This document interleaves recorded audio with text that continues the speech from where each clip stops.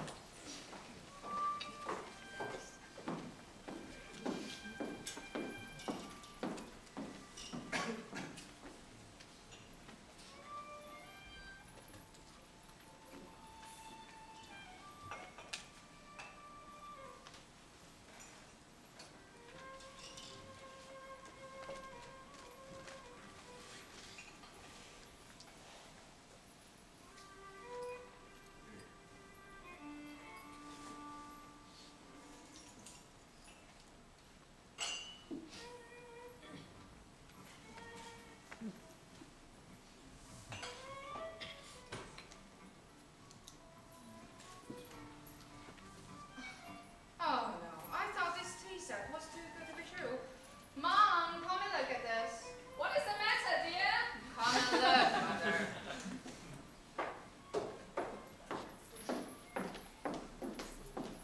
What is it, dear? I bought this tea set of rice. There's a nasty black sand at the bottom of one cup. I've tried scoring, but I can't ship it. Perhaps you can do something. Oh, it looks like a horrible misshapen picture. No, I'm afraid nothing can shift this. It's embedded in the porcelain. It's no doubt a factory fault picked up during fire. There could be dozens of cups with this marking. What can I do? It's such a pretty tea set and being spoiled on account of one cup. The obvious answer is to take the set back to where you bought. I'm sure they'll change. I can't. Cat? They don't replace goods while off the market. It's their policy. Well, they insist on buying China wares from gypsies and street peddlers. Dukes. It's just so pretty. I couldn't resist buying it. Perhaps, but for things like this, you will do better buying from a reputable dealer. Then, if it is faulty, there's no quibble about having it replaced. It's just so pretty, and the price was excellent. Ah, you mean it was cheap? No. Well, reasonable. But right out. Well, you didn't do a good job if you allowed me to fault you off for something. That's unfair, Mother. I said I checked it, and I did. He must have switched the box after the purchase. He no doubt saw you coming. I tell you, that won't happen with me. I soon will let him know when to get off. In that case, you can take the sack back. Or at least persuade him to change to one cup. Yes, dear, I might. First, I'll try the soft approach. Me, the hard-working mother who spent a pension on this lovely tea set for her only daughter, whose husband drinks and squanders his wages on the post. All right, Mother. Spare me the gory details. What if a soft approach doesn't work?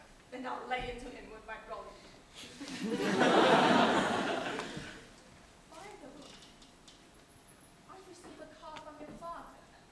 Apparently, he's managing quite well without me. I should think he is. With big-hearted and Nora pampering to all of his needs. She has always been sweet on Father. That's it, I'm off. Oh, for two. Anywhere, as long as it is away from here. I'll call around to see that nice Mr. Cherry who lives at Andrews.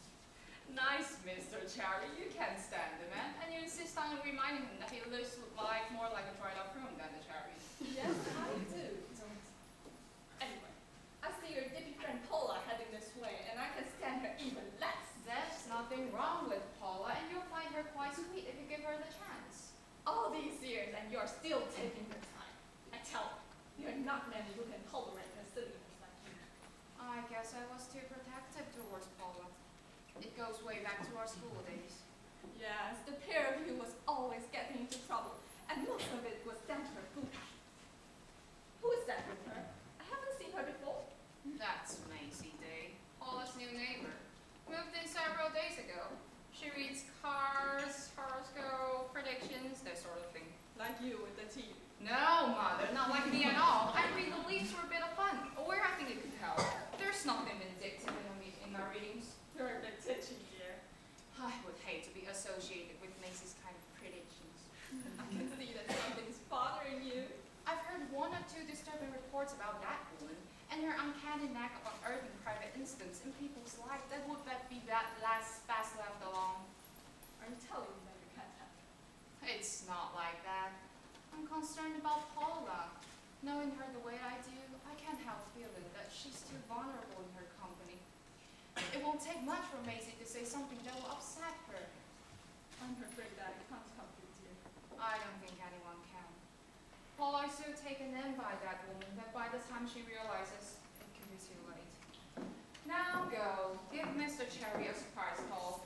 It's my problem, and it won't help with you hovering about and making sarcastic digs at both parties. Don't worry, I'm going. Good luck. Something tells me better later.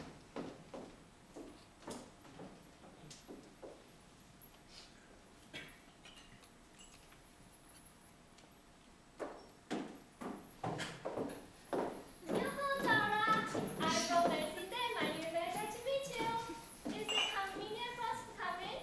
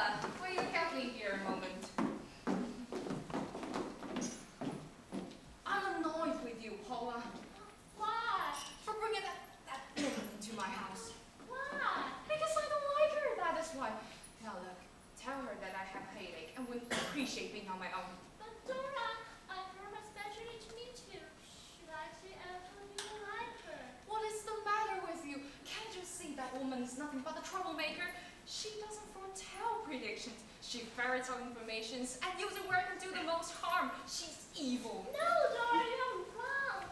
I agree that some of predictions are a little untimely, but that is all. You have known her for 3 days and already you're vouching for her. All right, some project of character, but I have a feeling about Maisie. I don't know what it is, but I like her, and if you give her a chance, I know you would too.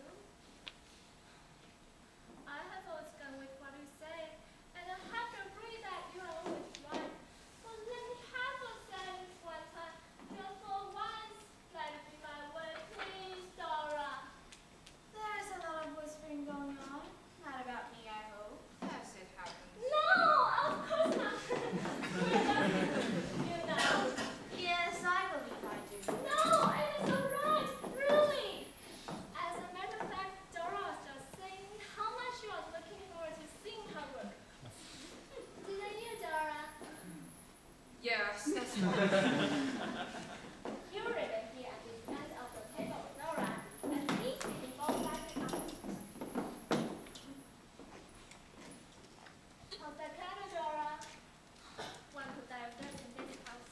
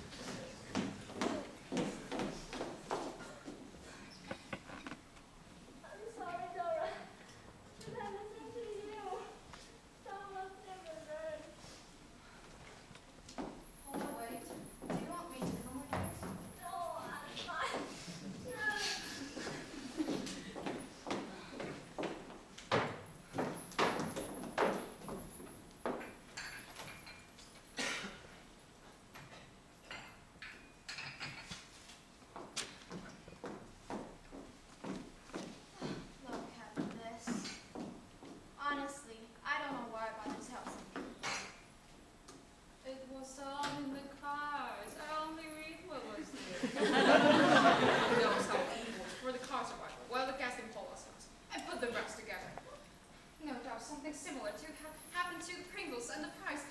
What a way for Mrs. Pratt to discover that her teenage daughter was pregnant. How would Maisie like if something similar happened to her?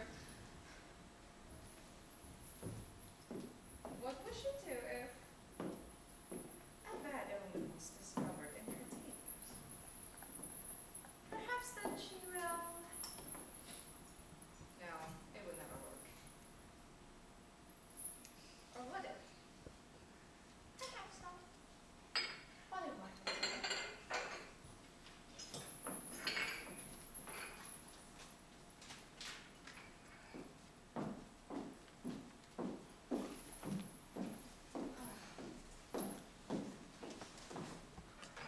Here, let me give you a hand. Such behavior. I don't know what's got into her. I'm afraid these cards are finished. It's not a problem. I can easily adapt another pack. It's the accusations I don't like. You certainly scared off Paula. I have never seen her more pitiable. Mind you, she was always mindful when it comes to horoscopes, superstitions, walking on the ladders, or passing the black cat. I won't tell you what happened on Friday the 13th when the black cat decided to follow her home. I can imagine. Even when we were at junior school, I could part her from her lunch buddies by putting right in Miss Flinch and I had Rosie. She would believe anything I told her. Remember horse lines? The tall Lilith from that school. That's him. Well, Paula never knew this, but I had a crush on him too. Only with my plaid legs and skinny as a pikestaff, and with half the schoolgirls chasing after him, I never stood a chance. So, producing like paper cones, I went to work on Paula for her to secure a date with me. I must add that Paula was then quite an attractive young lady. You mentioned earlier that she didn't keep her day. That's right. It was the easiest thing to spike her horoscope. That evening, Paula stayed at home while I, as a favor, took her place. It was a heavenly evening. Did he have to date you again? No. Sugar? One, please. Biscuit? Just the one.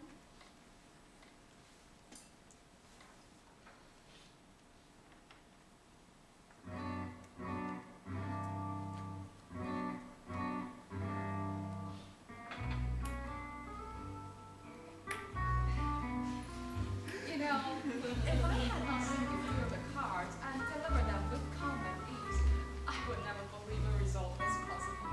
As for your skill at converting to playing cards, well, I was lucky, I suppose. no, that was only a small part of it.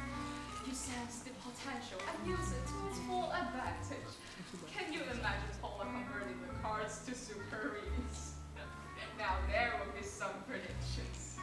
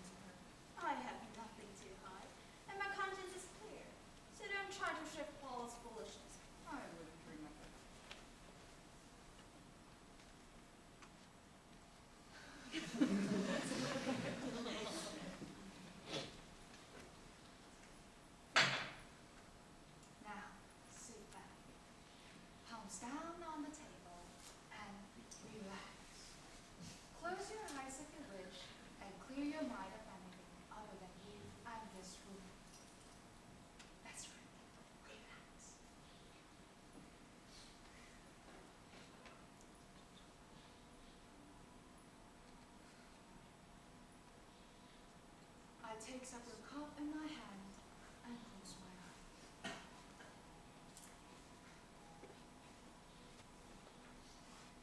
I focus my thoughts on the energy around me. I can feel a source of energy moving through my body.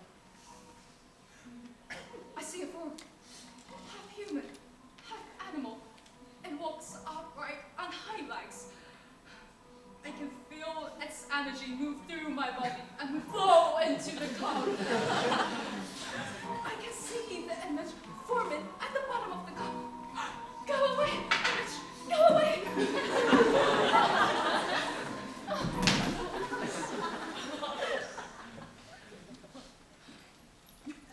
What happened here?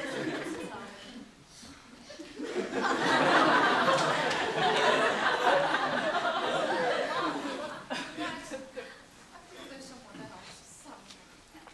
In here with us. So who do you suppose this someone? At first, the image was cloudy and misshapen, but as it cleared, it took a definite form, a shape of half human, half animal. Its face was cruel, with rat-piercing eyes. And no doubt have a pair of poison on his head. You had to know, didn't you? What do you mean? You couldn't accept my ability with the cards and had to ridicule about inventing this cruel charade. Well, you're wrong about me, Dora. I take my card reading seriously. I'm not a troublemaker. I'm not an intern. You and your I-hate polar pretend, and how you added a little misfortune to your husband. Well, you did fool me. Paul said we had a lot in common, insisted that we met because we had a lot in common. Well, it goes to show how screwy he is. I will be careful how we delve into the supernatural fun. You control the situation here.